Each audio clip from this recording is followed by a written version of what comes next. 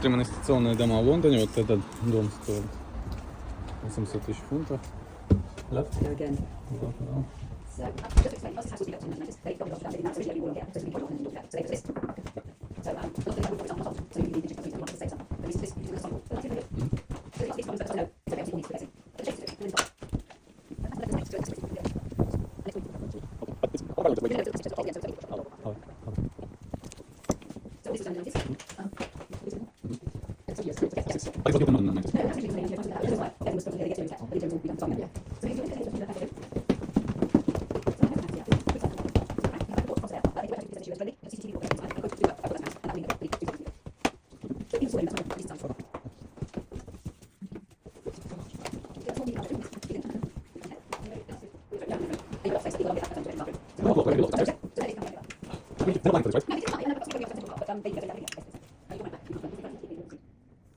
Лофт.